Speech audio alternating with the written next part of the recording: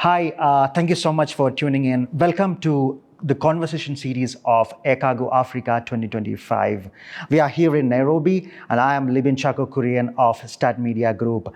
Right now, I'm sitting down for a video interview with the president of the Ethiopian Freight Forwarders and Shipping Agents Association. Dawit, thank you so much for joining today. Thank you very much. Thank you. Let me start by asking about Ethiopia. Ethiopia is already a big logistics hub for the East African region. How you see the Ethiopian capital, Addis Ababa, evolving as an cargo hub, and what are the plans for the future? Thank you very much. Of course, as you know, that Ethiopia is one of the fastest growing country on the sub-Saharan Africa, and then having 130 million people and population-wise as well, and then it is well connected, and then the AU center for Africa, and that's a kind of an African hub, not only on the logistics side, but all in all, I mean, it is for the all kind of international and semi-international NGOs and all kind of gathering and doing that. So saying that, Ethiopian Airlines, it's our biggest African airline, also contributing a lot on this kind of logistics infrastructure, logistics and hub, and then logistic connectivity to African destinations. As you know, that Ethiopian is calling for almost all destination of African, so doing everything, sometimes twice, three times flight. So it's a well connecting hub, not only for Africans, but beyond to Africa, also to Asia and Europe by connectivity. So that's one of the biggest opportunity what we have, and then we are ideally located for a region on the Middle East, and then the other side of on the far. So that opportunity is very well. And Ethiopia, as if you see now, for example, in about 1 year time, if you see Addis Ababa completely transforming. So last week, it was an AU conference happening, and then everybody was totally, they couldn't believe that the change what is happening on the area. So Ethiopia is evolving, Ethiopia is changing on the, especially for this kind of big events and big connectivity, logistics wise also. One of the number hub, which is one of a strategically located place for the African continent.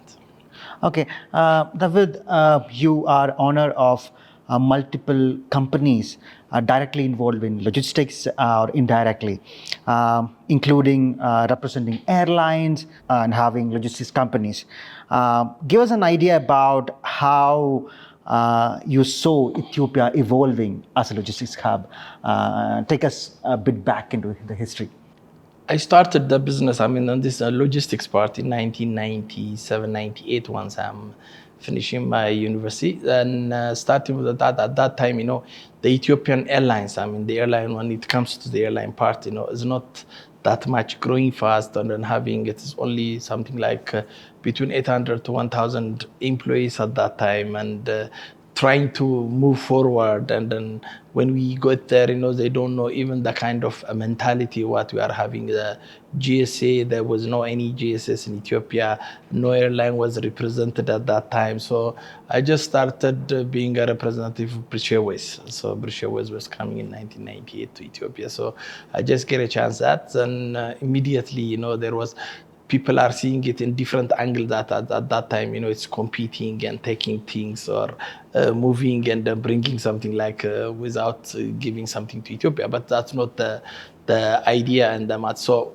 but when you see it from the other angle with the Ethiopian side, when they see the opportunities, when they see the exposure, when they see all other airlines, what they are doing, and then what are the improvements. So if you see the Ethiopian Airlines cruise start around 2000, and then moving, and then seeing that kind of things, and buying aircraft, moving the infrastructure development, and people employing, and then almost, now it is almost 18,000 people are working for the airline. And then this is a kind of a dramatic shift, what they are, and being the number one airline in Africa, and then competing a lot, both in cargo and passenger, also having a kind of a big presence in Europe, and Asia, and then trying to lift a lot of shipments, a lot of cargo from the other thing on the figure. So Ethiopia, of course, moving almost 75% on the transit corridor, both the passengers and the cargo as well. But it's having a very significant importance, especially for perishables for Ethiopia in a big quantity, which we are moving almost 100 tons of flowers in a daily basis from Ethiopia. And also some vegetables are coming now, avocado is coming in the recent. So the development and the movement is very dramatic and then moving faster, which we are going to do. So if you're seeing it also on the seaside also, we are the only shipping line owner on the sub-Saharan Africa. If you see it, we know now we are the owner of shipping line. Of course, we are landlocked, but in order to streamline the fast moving of the movement, I mean, we are using Djibouti for 95% of all our imports, and then it is the only gateway. But of course, we need some kind of other alternative ports, which we are looking at, and Berbera on this side, and Lamu and Kenya, also Mombasa. We are trying to figure out which one is convenient, which one is fastest, to give some kind of idea. We're still developing. And then Ethiopia also having a dry port for the first time about 10 years back. And then this kind of development will enhance the movement of both imports and exports to the African, to Ethiopian corridors. And then we are also trying to move out, Ethiopia is one of the largest coffee exporter, and then we are moving coffee from that.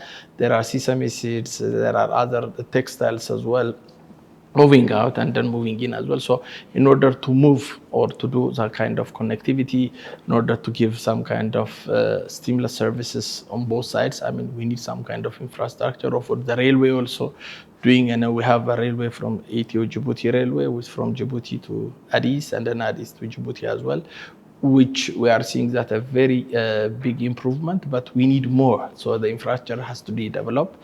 We need also other alternative on the hub, but we are on the right track to move logistics. Okay, thank you so much for mentioning some of the interesting developments in the country.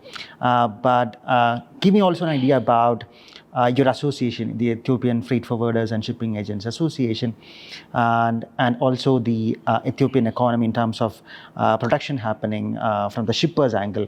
What are the biggest challenges that you face when moving your stuff from Ethiopia to the world? Thank you. Actually, the Ethiopian Freight Forwarders Association is founded in 1998 by freight forwarders, a group of freight forwarders. And then after, there are three major pillars. One of the pillar is advocacy, being an advocacy for the freight forwarders. The second pillar, what we are doing is training. I know, as you know, that logisticians are not very much when you're seeing it from the other angle in Ethiopia, because at that time, there is no such a university who's giving a logistics practice like supply chain training or kind of logistics practitioner or something. There is no at all. So there was a kind of a limited resource what we were having at that time. So now when we're becoming as a hub or trying to do some kind of hub mentality in the country, there is a big shortage of logisticians who can do this kind of efficient service in order to take shipment from A to B. So for that reason, we're trying to do a kind of a training. Thanks to FIATA, we are a member of FIATA, which is the Freight Forwarder Association of the World. And we got already a kind of a training called the FIATA Diploma Program. So with this FIATA Diploma Program, once we are accredited, so we are trying to bring people to show or to know at least it is a kind of an 8 months training. So we'll try to develop logisticians, to bring young logisticians, women logisticians, all kind of logisticians to be part of, and then to get some kind of logistics know-how from it. Naming, knowing that, in order to communicate, there is a kind of, we have our own logistics language.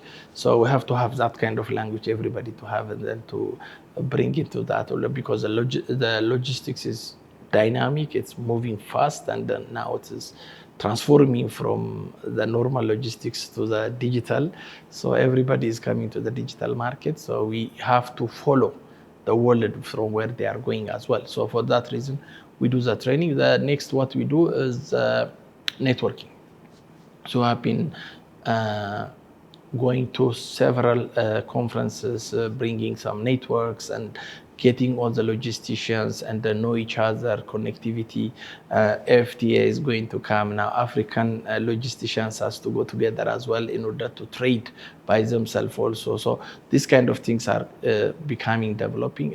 I know that we're not doing that much, but we're trying to reach on that level. And thanks to FIATA, after fighting for so many years, now we are going to organize also the 2027 FIATA Congress for the first time in Ethiopia.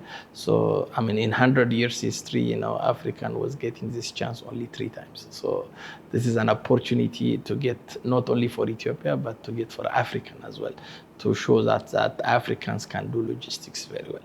We are also looking forward to the FIATA World Congress. Give us an idea about how important it is for Ethiopia as well. Why it is important to have, bring all these people together. This kind of event, there are 3 major features what we can do when we do this kind of event. One is it's a kind of showing the country capability, capacity, and then the Africans can do mentality, that this kind of big gathering, because we are expecting something from 1,000 to 2,000 people going to attend this event, and then showing that, handling these people, show them the culture, show them the mentality, the development, the African know-how also is one of the biggest importance. Second, it is a kind of a network which all the Africans, the Europeans, the Asians, and everybody will coming from all over the world. They know exactly how the hub mentality, how Ethiopia can do, how the Africans can contribute. And these kind of things will also enhance. But by knowing also the Ethiopian Airlines, by giving the chance, by giving the infrastructure development, all kind of stuff, then some other country developers, like, let's say on e-commerce, if you come now, Alibaba and all Amazon, all the other companies, they will show some interest to come to invest in Africa also, to come to Ethiopia as well. So since the hub is already there, since Ethiopia is the #1 airline in Africa, so it's going to be a very good connectivity and then a very good connecting point if they come and invest in Ethiopia, just in order to get all kind of facilities, seamless transit for African destinations. So that might be also another showcase which we are going to show that Ethiopia can do, or the Africans can do this kind of mentality. So that's, of course, there are sort of challenges. Infrastructure is a big challenge, which we are trying our level best, but if you see all Africans, we need to move forward in order to do the infrastructure, because we have to connect all of us. I mean, we are the only airline we can connect everywhere, but if you see the road connectivity, if you see the rail connectivity, if you see all that, there is a big challenge over there, so which the government has to do some kind of improvement, some kind of attention to be given, because logistics is a bottleneck. Logistics is kind of an important sector for all kind of movements. So without logistics, you can't get anything to move things from one place to one place. So that's the most important. The government has to consider that as well. The other one is harmonization.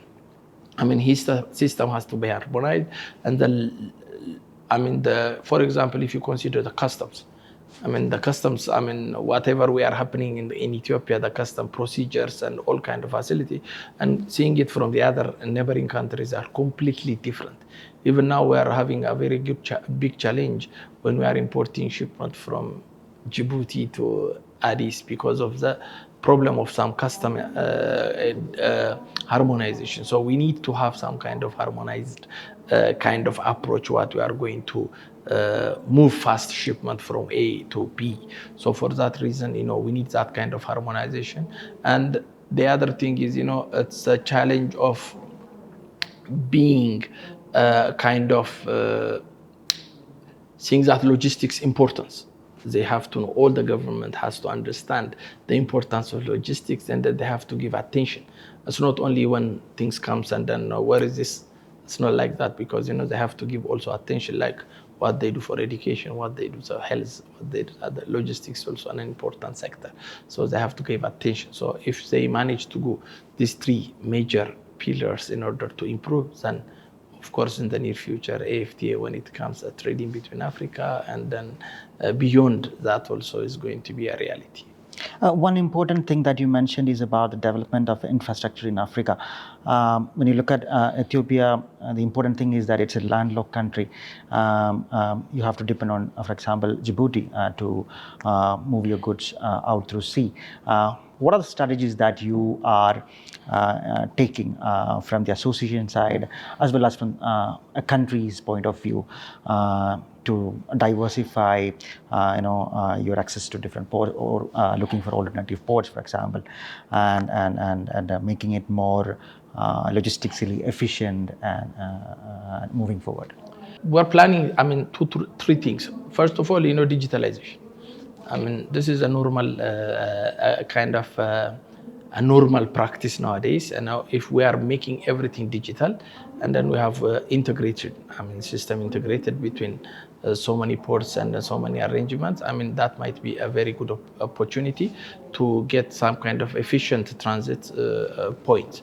The second one, what we do is alternative ports, because Ethiopia, since, as you said, that is a landlocked country, now we're working with almost 90% of the shipment is coming via Djibouti, but we are trying to see another alternative, like what I said. Berbera is already an open corridor on that area, and Lamu port is another development. Mombasa is another development. Might be another option of Eritrea, and then also South Sudan, Sudan also for the Sudan port. So if all these kind of opportunities are coming to reality, of course, the transit corridors will going to be shorter, and then things are going to come in the right direction, which will help traders, the import and export players, then going to have some efficiency. The second one is not only the seaside, but we have to develop an air side as well, because e-commerce nowadays, it's a new normal coming to the picture. So if you are trying to develop the e-commerce platform, the e-commerce businesses as well, because as you see that Africans, we are almost 1.4 billion people, which the youngsters are almost 65% or more. So all these kind of people, they are having nowadays on digitally looked with telephone, mobiles and apps. And then so long as if we are developing the payment gateways, the big challenge, everybody can do all kind of purchasing capacity, and then doing online shipments. And then if we develop ourselves on the integration of the last mile delivery and the last mile platform, we can manage to do so many things seamlessly to transit. So that might be a kind of an opportunity which is going to come in the future. Dawit, you own a company that is into perishable logistics with an expertise in moving flowers, for example. Give us an idea about what are the biggest challenges in moving perishables from Ethiopia to the world, and how good the Ethiopian flowers are marketed in the world, and how they are accepted in the some of the biggest market like Europe, for example. Yeah, the biggest challenge what we were having before when we start, there was no such a cold chain management system, which we don't know at that time. So there is no track on that. There is no terminal which is properly handling this perishables. Perishables, it needs all kind of normal procedures. There are some normal procedures. The box itself, it has to be a proper box. It has to be the palletization. There are a lot of issues. But immediately when we discovered that, the Ethiopian Airlines built a big hub on the infrastructure part of it, and then that kind of is maintained very well. We try our box manufacturers to do as per the specific boxes and some kind of quality structure, and then our growers also try to do quality flowers, the roses, and the cool chain facility. We buy trucks, reefer trucks. That's one of the major. And then we are trying to do also a kind of warehouses, refrigerated warehouses, which we can handle properly the flowers in order to have some kind of a big shelf life. So we have been trying since 2004. It's done a kind of an experience. And then I remember when we're trying to generate only $50 million revenue at 2005, 2006, but now Ethiopia is exceeding around 700 plus. So this is a kind of movement after we learn hard. But of course, logistics a bit, the infrastructure is another bottleneck. the truck. Currently, the trucks are very expensive to bring it in the gun. So we have to develop that kind of importation and then do that kind of systemized way. And digitalization has to come to the picture. And then also the balance of the capacity and the air freight as well. Because, if there is no air freight, whenever you are producing a lot, and then if there is a gap, there might be a big challenge on this. Now, normally, yesterday we were listening this kind of issue as well. But thanks to Ethiopian Airlines, we don't have that kind of problem in Ethiopia. But of course, Ethiopia can support also the other African destination with capacity availability. And if we manage all these 4 or 5 opportunities and sectors to be improved to that level, of course, now perishable is going to be one of the best for African or sub-Saharan, of course, because we know that avocado is going to come very recently in about 1 year time. A big avocado production is already underway. It's something like 7,000 hectares of avocado is going expected. We have a banana shipment with Santan. We have also some fruits and vegetables coming. So if we develop this kind of things in a normal way where the world are experiencing, then of course we can get some kind of advantage on this as well. So if we develop, this 700 million, which I told you, can jump into 1 point something, 1.3, which will our government will benefit out of the foreign currency earning as well. Okay. Thank you for mentioning how important air freight is for perishables. As you mentioned, it's not a big problem for Ethiopia because of the support from the government and the capacity available, made available by Ethiopian Airlines. But that's not the case with many other African countries. It's very difficult to move out some of the perishables because of the non-availability of capacity. Give us an idea about what other countries in this region can learn from Ethiopia in terms of moving perishables from this region out to the world?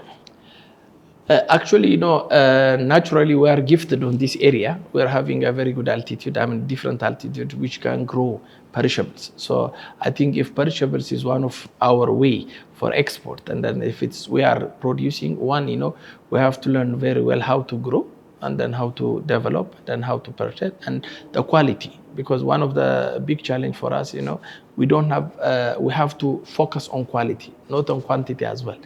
Quality. The ones we taking it to the supermarkets in Europe and then in any kind of countries, the quality is going to be better. Because, for example, if you see avocado coming from Ecuador, or coming from the other countries, and then having the avocado which is from Kenya or from Taiwan, even the price difference is a big gap.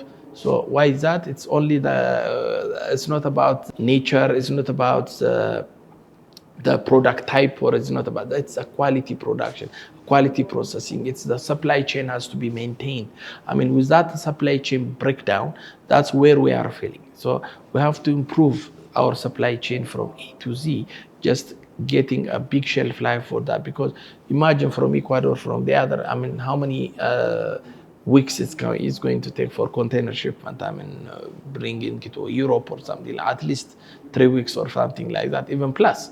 So imagine if you are taking anything from Africa to this kind of corridors, it doesn't take more than 2 weeks. So long as we are having something like a good quality, a supply chain maintenance, and then the whole cool chain development, then we can be one of the best in this region. Of course, all the other countries like EFFSAA, we have to integrate ourselves. We have to coordinate ourselves. We have to work like an African. It's not, if there is any gap in Uganda or any gap in Rwanda or something like that, if we are working together, working in collaborative manner, then, whatever we have a capacity, we can arrange something over there. Whatever is there, we are. And short of that, it's a kind of a trading by ourselves and getting some kind of knowledge, some kind of expertise, some kind of collaborative approach is going to be the future. If we do that, and if you are trying to do this kind of practice, of course, Africa will grow fast, and then the perishable will grow fast as well. Interesting. The other vertical that you are very emphatic about is e-commerce. In fact, you are going to participate in a panel discussion here in Air Cargo Africa on e-commerce. In fact, the world is crazy about e-commerce. There are a lot of talk about e-commerce, but why? Why is e-commerce an important commodity for you, and what is your expertise in that? Thank you. As I mentioned before, because the youngsters nowadays, it's just changed. Because of the traffic, because of all kind of things. I mean, the workload and everybody. Nobody wants to go from marketplace like all the time and then to buy something. Or it is easy already. You can do it on your phone. You can do it on your whatever app and whatever you have. And then so long as the management of the payment gateway and the other kind of platform is available, connectivity is available, of course, important. So once that is already there, the youngsters nowadays, they don't want to go in to market and something like, so long as they can get everything easy, accessible, delivered on their spot. So for that reason, the youngsters are, as I told you, almost 65% of the African population are youngsters. They are already well connected. Everybody, they are having their own phone. So no one wants to go anywhere. I mean, they can try to buy. And then also it's a big demand for the e-commerce operators on the platform owners as well, because this is a big population, so they are targeting this kind of people also in order to purchase. So the volume is growing fast, tremendously going fast. It is the 5 trillion or something volume is going to come. So that kind of attraction is going to show something important. So we have to prepare ourselves. We have to get ready out the infrastructure, the last mile delivery.